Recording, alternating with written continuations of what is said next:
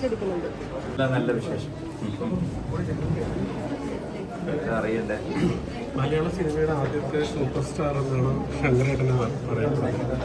പക്ഷേ ഈ ചെറിയ സിനിമകളിൽ പോലും ആൾക്കാർ ഇങ്ങനെ വന്ന് ചോദിക്കുമ്പോൾ ചെയ്യുന്ന ആ ഒരു മനസ്സിന്റെ പുറത്ത് വരില്ല. അദ്ദേഹത്തിൻ്റെ ഇതിന് മുമ്പ്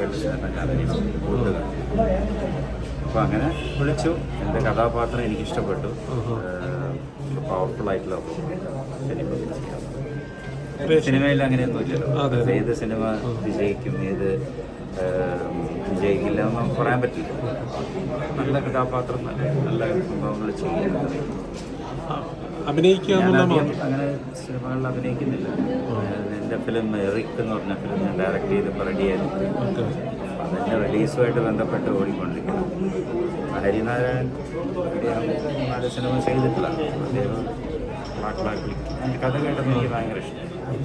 ഞാൻ ശരി അങ്ങനെ വിളിച്ചപ്പോൾ അതിലും നല്ലൊരു വളരെ പവർഫുൾ റോൾ അവിടുന്ന് ഇവര് പ്രേക്ഷകർ പറയുന്ന ഒരു ജാടയും ഇല്ലാതെ ചെറിയ ക്യാരക്ടർ പോലെ ശങ്കരേട്ടൻ ചെയ്യുന്ന ആ മനസ്സ് എന്നാണ് പറയുന്നത്. ചെറിയ ക്യാരക്ടർ അല്ലല്ലോ. ക്യാരക്ടർ നമ്മൾ നീളം വന്നിട്ട് കാര്യമില്ലല്ലോ. നമ്മൾ ആ സിനിമയിൽ എന്ത് ചെയ്യുന്നു എന്നുള്ളതാണ് ഇപ്പോൾ.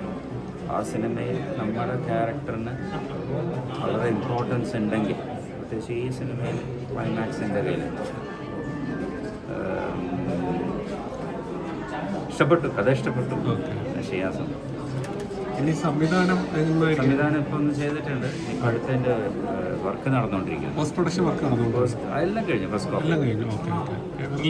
റിലീസ് മെയ്യിലേക്ക് റിലീസാവും. പക്ഷേ അതൊരു ലണ്ടനിൽ ഷൂട്ട് ചെയ്ത സിനിമ. അപ്പോൾ അതിൻ്റെ കുറച്ച് പല ഭാഷകളിലും കൊടുക്കാനുള്ള അതിൻ്റെ കാര്യങ്ങളൊക്കെ നടന്നു.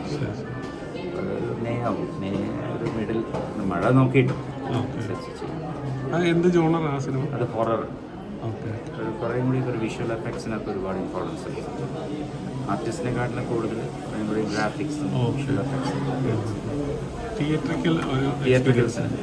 ചേട്ടൻ അതിനകത്ത് അഭിനയിക്കുന്നുണ്ടോ? ഞാനൊരു സോങ്ങിൽ മാത്രമേ.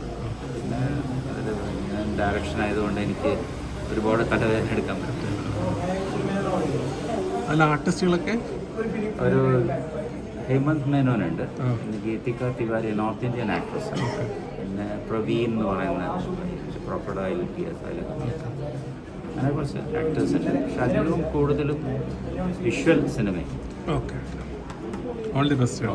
Thank you.